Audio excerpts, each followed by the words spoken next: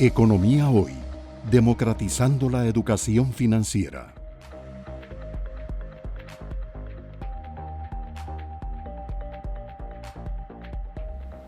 En esa línea, Rodrigo, ya tocábamos dos macroprecios, la inflación, ¿verdad?, que es una inflación, como decía Roger, importada, las tasas de interés, que como medida de política monetaria están subiendo, no solamente aquí, en el mundo, incluso para mantener la competitividad de nuestras inversiones.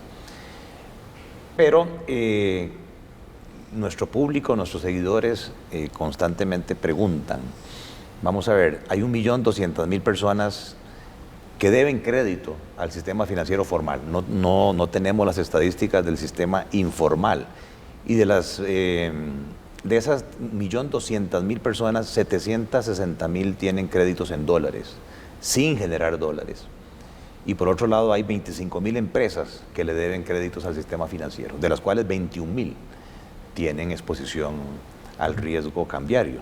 Y eso hace que del total del crédito al sector privado, que se acerca a los 36.000 millones de dólares, como un 25% tiene exposición al riesgo cambiario. Y es una de las debilidades que siempre se señala en todos los informes, y los felicito por ese informe de estabilidad del sistema financiero que el Banco Central ha empezado a divulgar.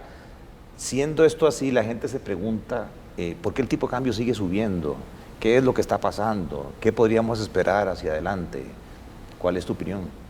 Bueno, primero, Gerardo, es absolutamente cierto que tenemos todavía una vulnerabilidad importante en el sistema financiero en el hecho de que tenemos un alto porcentaje de hogares endeudados en dólares y que no son generadores de divisas. Y también ocurre con las empresas. Y cuando analizamos el saldo total de crédito al sector privado, nos damos cuenta que sí, es un poquito ya menos de un cuarto, un poquito menos del 25%, pero sigue siendo un porcentaje importante del crédito al sector privado que ha sido otorgado en dólares a no generadores de divisas, es decir, a deudores que tienen vulnerabilidad ante el movimiento en el tipo de cambio. Afortunadamente este fenómeno se ha venido reduciendo y se ha venido reduciendo sistemáticamente, es decir, ha caído la dolarización del crédito, cada vez hay un porcentaje menor del crédito al sector privado que está denominado en dólares, y ha caído más rápidamente aún el crédito en dólares a no generadores. Es decir, el porcentaje del crédito en dólares que ha sido otorgado recientemente a no generadores ha más bien caído. Y eso nos está ayudando a reducir esa vulnerabilidad, pero todavía sigue siendo una vulnerabilidad importante. Ahora, cierro ese paréntesis y enfoquémonos en por qué se está moviendo al alza el tipo de cambio.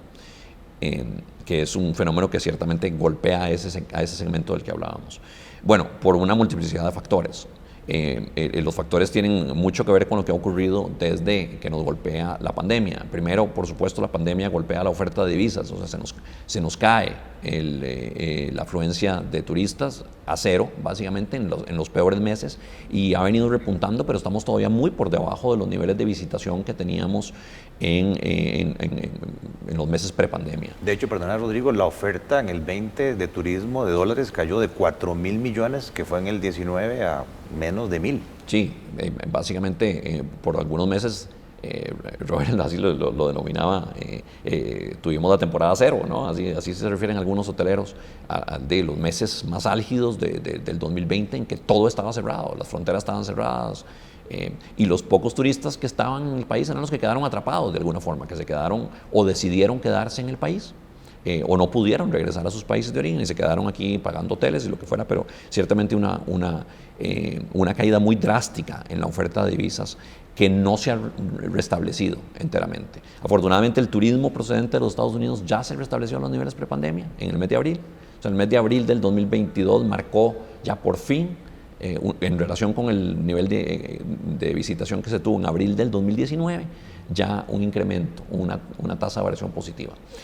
Pero el turismo total no, porque el turismo de otras procedencias, particularmente el europeo, no se ha restablecido plenamente. Entonces tenemos una caída en la oferta de divisas. Pero lo digo, y habrá un turismo que no se va a recuperar del todo, que ese es el que llaman corporativo de negocios. De negocios, sí. Así es, claro. Ese segmento se va a recuperar muy lentamente y posiblemente nunca alcance los niveles prepandemia, porque ha habido un reacomodo, digamos, y la virtualidad de la forma también de hacer las cosas de parte de los negocios, la virtualidad. Por otra parte, ha habido un incremento importante en la demanda de divisas por una serie de factores. En primer lugar, por los choques en los precios de las materias primas. Hay como país que poner ahora cada vez más divisas para poder comprar lo que antes nos salía más barato. Me refiero a los combustibles, me refiero a los granos básicos, me refiero a los metales, me refiero a prácticamente todo lo que importamos, porque ahora la inflación mundial ha afectado ya no solo los precios de las materias primas, sino también a los precios de los bienes en general y también de algunos servicios. Y por supuesto el servicio de transporte marítimo, como decíamos. De manera que los bienes puestos en Costa Rica salen mucho más caros en dólares y eso hace que tengamos que poner más divisas para poder consumir lo que antes consumíamos. Eso genera un aumento importante en la demanda de divisas, que se ve, por ejemplo, reflejado en la factura petrolera, claramente.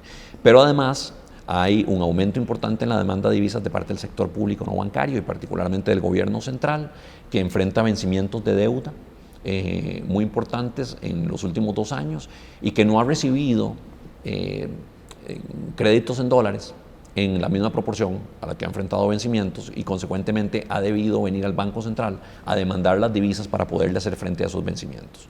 Eso ha puesto mucha presión en la operación del mercado cambiario costarricense. Otras entidades del sector público no bancario, como el ICE, por ejemplo, han estado en un proceso de reducción de los pasivos en dólares, lo cual es bienvenido, pero le pone presión adicional al tipo cambio, porque eso implica que tiene que venir la entidad a comprar los dólares para cancelar su pasivo en dólares y recibir a cambio el pasivo en colones, es decir, el crédito en colones. Ese mismo fenómeno de colonización de créditos se ha dado en alguna medida en la población en general, como consecuencia de los esfuerzos del Banco Central por desestimular el crédito en dólares, especialmente a los no generadores, para ir reduciendo esa vulnerabilidad de la que hablábamos antes. Y ahora podemos hablar un poco de cuál ha sido la estrategia que el Banco Central ha seguido. Es una estrategia de 3 pilares para desdolarizar la economía, pero ciertamente la población ha respondido a esas políticas y ha demandado en el margen más y más colonización de créditos que previamente estaban en dólares. Y eso también le pone presión al tipo de cambio por la misma razón que antes mencionaba. Requiere que los deudores endeudados en dólares cancelen el crédito en dólares y eso le pone una presión al alza en la demanda de divisas. Y finalmente hemos tenido también un fenómeno que como país es muy importante, dada la dimensión de los recursos involucrados, que es el movimiento hacia la diversificación en activos externos de los fondos de pensiones, que como hemos dicho es un movimiento bienvenido, porque la diversificación siempre es una buena idea cuando se trata de la gestión de carteras de inversión, por supuesto. Eso reduce la exposición que los fondos de pensiones han tenido por décadas, por las 2 décadas que tiene de existir el régimen de pensiones complementarias, a el soberano, es decir, estaban muy fuertemente invertidos en títulos del gobierno y esa diversificación es positiva, pero es un fenómeno que le está poniendo presión al tipo de cambio, se le ha venido poniendo desde que empezó este proceso, que fue básicamente, se identifica a partir del 2015, pero se intensifica a partir de la segunda mitad del 2020, es decir, cuando nos está golpeando más fuertemente todos estos fenómenos relacionados con la pandemia a los que antes me refería. De manera que todo eso está ahí interactuando y poniéndole presión al tipo de cambio. Ante esa situación, pues el Banco Central ha intervenido, como hemos dicho, indirectamente, supliéndole las divisas al sector público no bancario y reponiéndolas solo parcialmente. Y esto no es simplemente un tema de decisión deliberada del Banco Central, es que el mercado se ha achicado y el Banco Central no ha tenido los espacios para poder comprar todas esas divisas que le ha vendido al sector público no bancario. A la postre, esto se traduce en una reducción en las reservas internacionales del Banco Central, que también ha de alguna forma mitigado el impacto que de otra forma se hubiera dado sobre el tipo de cambio. Aún así el tipo de cambio se ha ajustado importantemente, Gerardo, como bien mencionabas, 19% desde que inicia la pandemia. Exacto. Hasta hoy. Sí. Claro, y Roger lo decía, es un objetivo que la ley le manda al Banco Central, la estabilidad interna y externa del colón, y por lo tanto ustedes tienen esa facultad de utilizar las reservas para evitar las fluctuaciones abruptas en el tipo de cambio. Economía Hoy, democratizando la educación financiera.